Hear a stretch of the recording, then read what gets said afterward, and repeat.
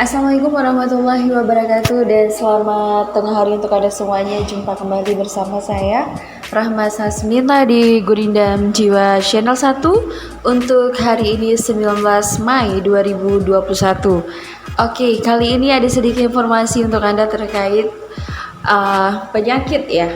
Ternyata untuk saat ini kita akan membahas tentang salah satu penyakit yang selalu umum yang diderita oleh masyarakat kita ya, yaitu tentang penyakit asam urat ya guys.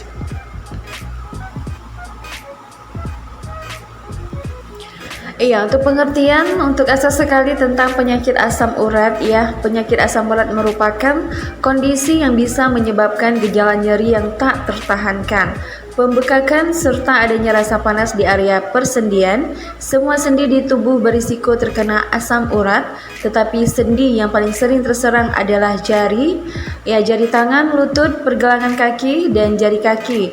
Umumnya, penyakit asam urat dapat lebih mudah menyerang pria, khususnya mereka yang berusia di atas 30 tahun. Dan sementara pada wanita, penyakit asam urat ini dapat muncul setelah terkena menopause. Rasa sakit yang dialami pengidap asam urat dapat berlangsung selama rentang waktu 3 atau 10 hari dengan perkembangan gejala yang begitu cepat dalam beberapa jam pertama. Seringkali orang salah kaprah dan menyamakan penyakit asam urat dengan rematik. Padahal rematik adalah istilah yang menggambarkan rasa sakit pada persendian atau otot yang mengalami peradangan. Nah, sementara untuk faktor resiko penyakit asam urat ya, terdapat beberapa faktor yang dapat memicu naiknya kadar asam urat dalam darah seseorang, yang antara lainnya memiliki keluarga yang mengidap asam urat, baru saja mengalami cedera atau pembedahan, sering mengonsumsi makanan dengan kandungan purin tinggi seperti daging merah, jeroan hewan, dan beberapa jenis hidangan laut, misalnya teri, sarden, kerang, ataupun ikan tuna. Sering mengkonsumsi minuman beralkohol dan minuman bergula tinggi, dan kerap menggunakan obat dan beberapa obat kemoterapi. Memiliki kondisi medis tertentu, misalnya diabetes, gangguan sindrom metabolik, penyakit jantung, penyakit ginjal, penyakit tiroid, kolesterol tinggi, leukemia, anemia, sleep apnea, hipertensi, dan juga obesitas. Nah, sementara untuk penyebab penyakit asam urat sendiri, berikut adalah faktor yang menjadi penyebab penyakit asam urat. Antara lain, makan makanan yang berzat purin tinggi yang dikonsumsi seperti jeroan hewan, hidangan laut, dan daging merah, dan beberapa yang udah kita sebutkan tadi ya. Dan selanjutnya gejala penyakit asam urat. Ada beberapa gejala penyakit asam urat yang umum terjadi ya. Di antaranya sendi mendadak terasa sangat sakit, kesulitan untuk berjalan akibat sakit yang mengganggu, khususnya di malam hari. Nyeri akan berkembang dengan cepat dalam beberapa jam dan disertai nyeri hebat, pembekakan, rasa panas, serta muncul warna kemerahan pada kulit sendi. Saat gejala mereda dan bengkak pun mengempis, kulit di sekitar sendi yang terkena akan tampak bersisik, terkelupas, dan terasa gatal. Meski gejala penyakit ini bisa mereda dengan sendirinya, harus tetap dilakukan pengobatan untuk mencegah risiko kambuh dengan tingkat gejala yang meningkat. Nah, sementara untuk diagnosis penyakit asam urat, untuk memastikan apakah gejala tertentu merupakan indikasi penyakit asam urat atau bukan. Nah, dokter akan melakukan beberapa langkah diagnosis.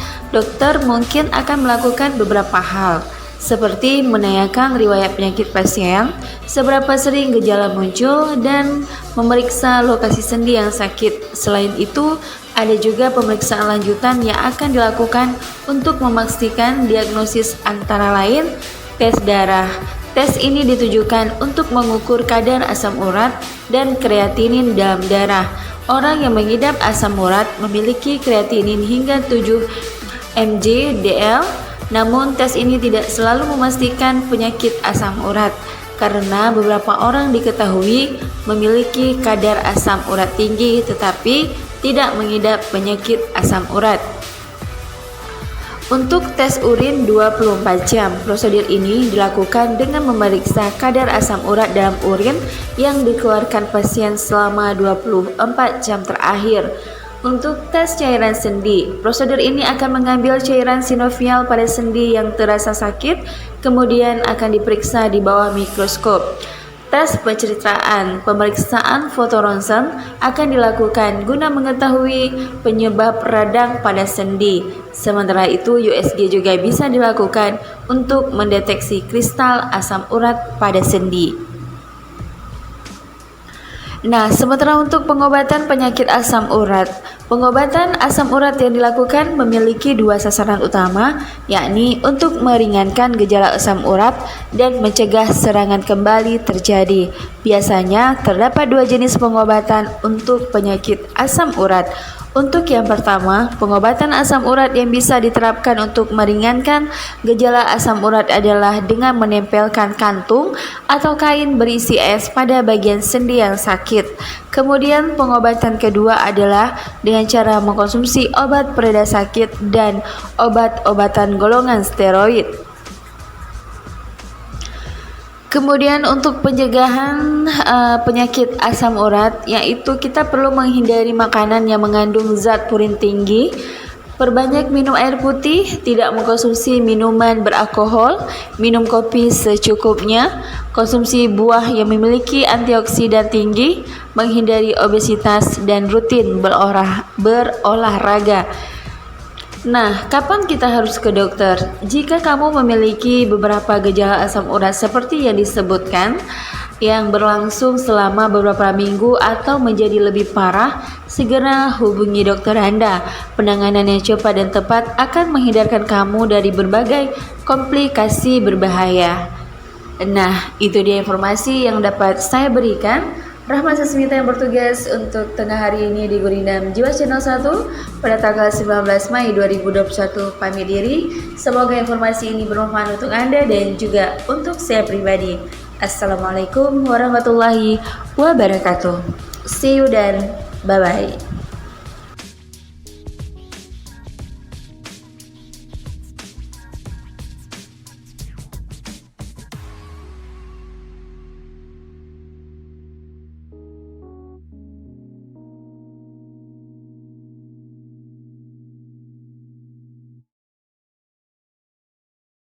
What we do here is go back, back, back, back, back, back, back.